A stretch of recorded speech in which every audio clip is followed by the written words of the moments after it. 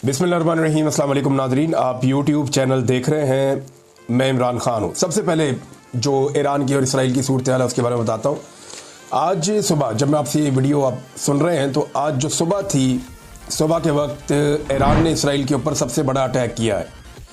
कुछ दावे इसराइल की तरफ से सामने आ रहे हैं और इसराइल का ये कहना है कि जो ईरान की फ़िज़ाई हदूद है वो मुकम्मल तौर पे इसराइल के कंट्रोल में है। वो ऐसे कि उन्हें लगता है कि अब उनके तैयारे फ्रीली मूव कर सकते हैं पूरे ईरान के ऊपर। क्या ये बात ठीक है? लेकिन ये एक इसराइल का दावा है और उन्होंने ये कहा कि वो ईरान में जहाँ चाहते हैं अपने एयर जेट्स वो ले जाते हैं, फाइटर जेट्स। और ईरान की कोई एयरफोर्स तो है ही नहीं, सिर्फ उनके पास कोई एयर डिफेंस का सिस्टम है और वो भी ईरान के पास महदूद है। जो असल सलाहियत है ईरान की वो उनकी मिसाइल की ताकत, जिससे वो लगातार अटैक कर सकते हैं। और कुछ ईरानी सोर्सेज के बकौल वो बड़े लंबे अरसे तक रोज़ाना की बुनियाद पे मिसाइलों की बारिश कर सकते हैं इसराइल पे। यानी उनके पास इतने मिसाइल हैं कि वो इसराइल को मुकम्मल तौर पे तबाह कर सकते हैं। लेकिन इसराइल की जानिब से दावा किया गया कि ईरान की जो एयर स्पेस है उस पर इसराइल ने अपना कंट्रोल कर लिया है। अब ये इसके ऊपर ईरान का मौक़िफ़ आएगा, मैं आपके सामने रखूँगा। लेकिन जो सुबह सवेरे ईरान ने हमला किया है ये अब तक का सबसे बड़ा हमला है। इसमें 100 के करीब मिसाइल ईरान ने एक साथ दागे हैं इसराइल पे। 8 इसराइली इसमें हलाक हुए हैं और 300 से ज़ायद इसके अंदर ज़ख्मी हो गए हैं। दूसरी जानिब जो ईरान की वजारत सेहत है वो ये बता रही है कि इसराइली हमलों के नतीजे में अब तक 224 अफराद शहीद हुए हैं और 90% आम शहरी हैं। बाकी जो है वो आर्म फोर्सेस के लोग हैं, कोई साइंटिस्ट हैं, कोई जर्नल्स हैं, वो भी इसके अंदर शहीद हो गए हैं।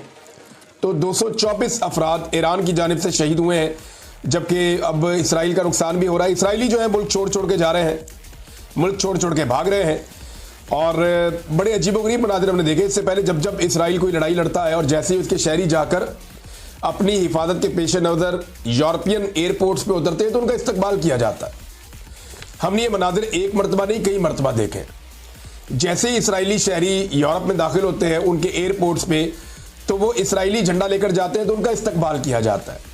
इस मरतबा ऐसा नहीं हुआ क्योंकि इसराइल गुज़िश्ता 2 सालों से एक ऐसा जुल्म और जबर कर रहा है। उन्होंने एक ऐसी बर्बरियत शुरू कर रखी है गजा में जिसकी वजह से उनका पूरा का पूरा इमेज तबाह हो गया है पूरी दुनिया में।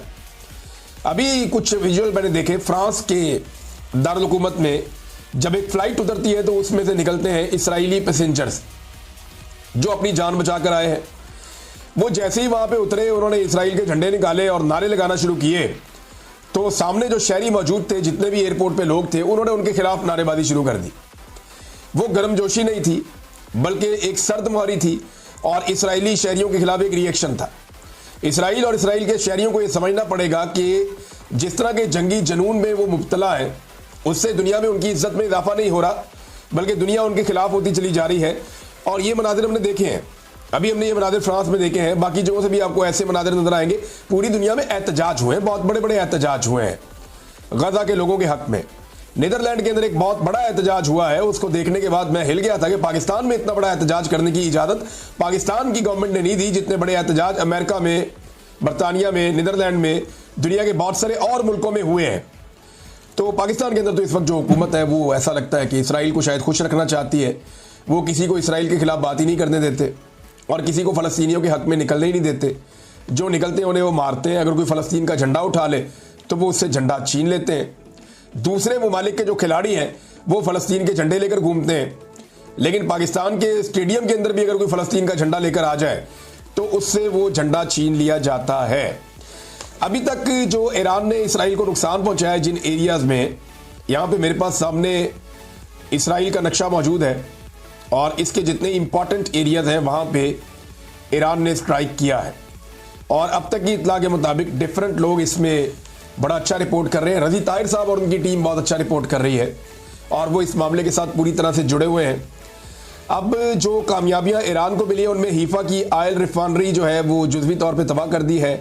हीफा पावर प्लांट जो है उसको तबाह कर दिया है। राफेल असला साज कंपनी जो है फैक्ट्री वो तबाह हो गई है और न्यू एटम एयरबेस जो है उस पर कामयाब हमले हुए हैं। और इसके साथ ही हनी पार्क तिल अल-बैब में कई इमारतें जो हैं जो दारुल हुकूमत है इनका इसराइल का तिल अल-बैब, वहाँ पे बहुत सारी इमारतें जो हैं वो निशाना बनी है। हीफा में तैनात एरो 3 एयर डिफेंस सिस्टम जो है उसको भी तबाह कर दिया गया है। अब जो आयरन डूम है वो कामयाब क्यों नहीं हो रहा, इसके ऊपर बहुत सारी तहकीकात हो रही हैं कि ईरान के मिसाइल जाकर डायरेक्ट हिट क्यों कर रहे हैं, इमारतें क्यों तबाह हो रही हैं।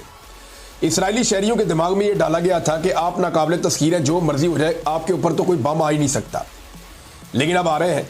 एक्चुअली जब इसको डिज़ाइन किया गया था ना आयरन डूम को, तो ये डिज़ाइन ऐसे किया गया है कि 2 4 5 मिसाइल आएंगे या रॉकेट्स आएंगे तो उनको रोक लिया जाएगा। ये इक्का दुक्का रॉकेट्स के लिए और मिसाइलों के लिए था कि वक्फे से अगर कोई मिसाइल आ रहा है, कोई रॉकेट आ रहा है, तो ये एयर डिफेंस सिस्टम 70 मील के अंदर उसको रोक लेगा, उसको तबाह कर देगा। लेकिन इस मरतबा ऐसा हो नहीं रहा। इस मरतबा ये हो रहा है कि मिसाइलों की बारिश हो रही है, तो 4 5 6 मिसाइल रोकने के बाद इसकी कैपेसिटी खत्म हो जाती है और बाकी मिसाइल जाकर अपने टारगेट के ऊपर हिट होते हैं। और ईरान को इस बात का अंदाजा हुआ गुज़िश्ता साल, जब इसराइल ने एक बहुत बड़ी गलती की और उन्होंने इस्माइल हानिया को शहीद कर दिया ईरान में। और उसके बाद ईरान ने एक बड़ा अटैक किया था जिसमें ड्रोन्स और मिसाइल्स भेजे गए थे। उस वक्त ईरान के कुछ मिसाइल्स ने अपने टारगेट पे हिट किया था और उस वक्त ईरान को इस बात का अंदाज़ा अच्छी तरह हो गया था कि हम जब भी इन्हें मारेंगे बड़ी तादाद में हमें मिसाइल्स और ड्रोन्स भेजने पड़ेंगे